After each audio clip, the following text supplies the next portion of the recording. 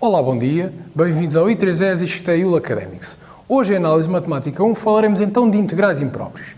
Bem, os integrais impróprios podem ser divididos em dois tipos.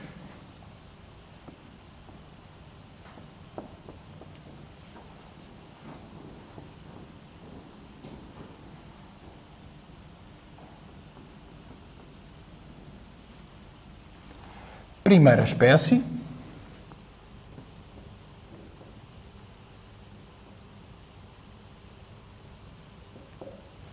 e segunda espécie.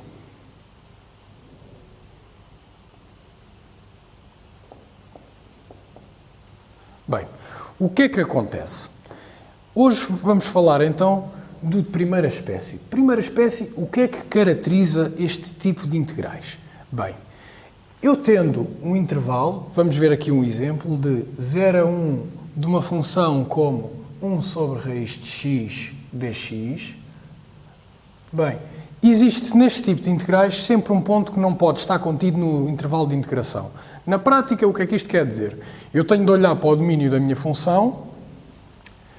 Agora, neste caso, vamos só concentrar-nos aqui em raiz de x. Eu sei que o domínio de raiz de x, pelo que aprendi no secundário, é o quê? É x maior ou igual a 0.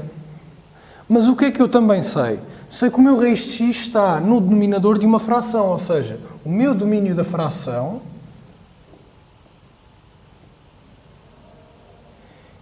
implica o quê? Que raiz de x seja diferente de 0. Portanto, eu tendo estas duas condições, o que é que acontece? O meu domínio final vai ser x maior que 0. Ou seja, eu tenho aqui um problema.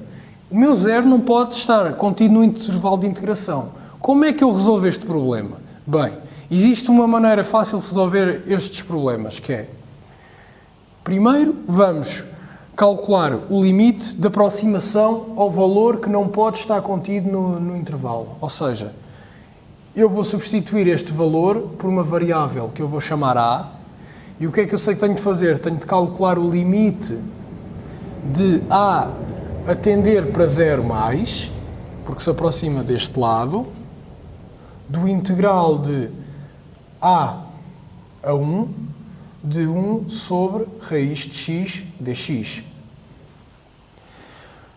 Ou seja, eu tendo isto, agora qual é o meu segundo passo? Bem, eu tendo aqui o integral, é óbvio que eu agora vou ter de integrar esta função, 1 sobre raiz de x.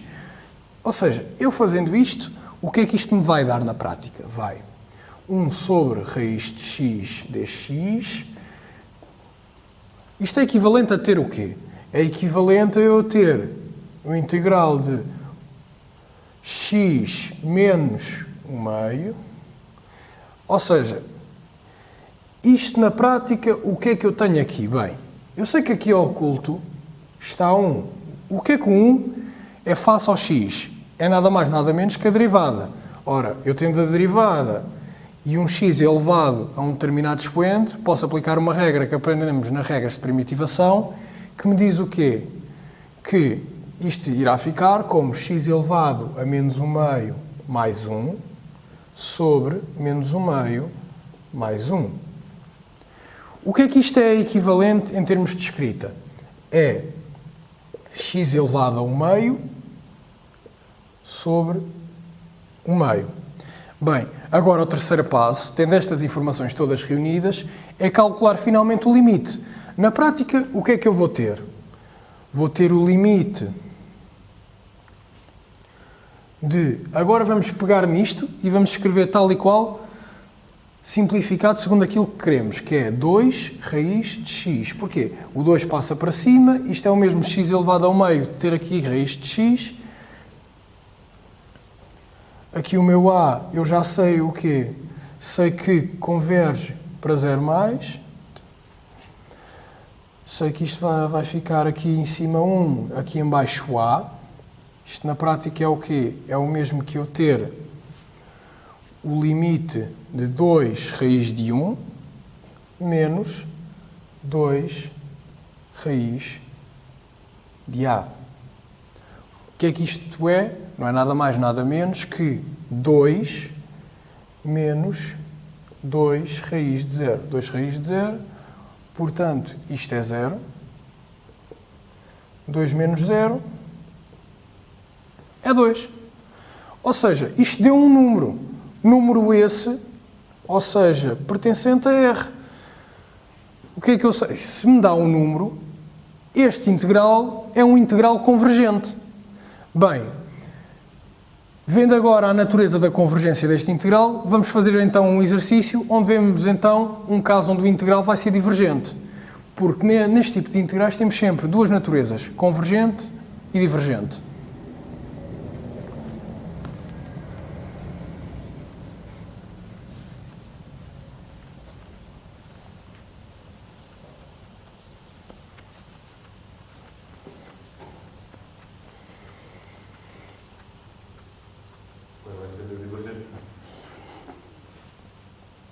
Bem, vamos então agora fazer um exercício com o integral divergente.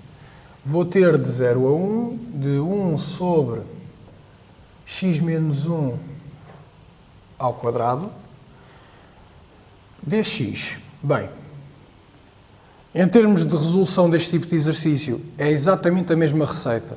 Portanto, o que eu primeiro vou ver é, olhando para esta minha função, vou ver o domínio e ver se existe aqui algum caso onde existe um ponto que não pode estar contido no intervalo de integração. Eu agora vendo aqui o domínio disto, sei o quê? Sei que, para já, 1 vai anular aqui o denominador, portanto, sei que o meu x vai ser diferente de 1.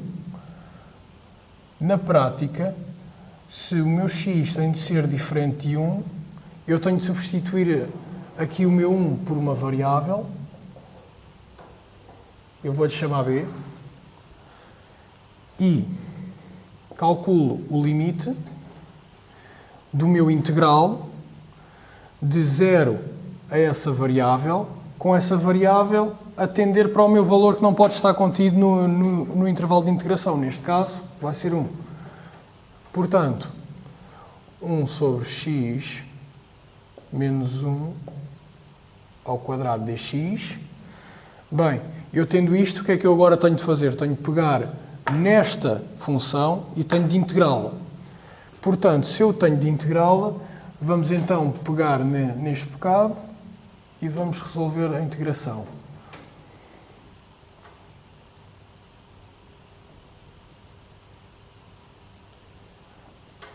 Bem, o que é que eu na prática tenho de fazer? Sei que tendo isto assim, é mais fácil simplificar isto, ou seja, isto é equivalente a eu ter x menos 1 elevado a menos 2, porque estou a passar isto para cima, dx. E o que é que eu também na prática sei? Sei que a derivada desta base aqui, ou seja, x menos 1, é 1. Se eu derivar isto em ordem a x.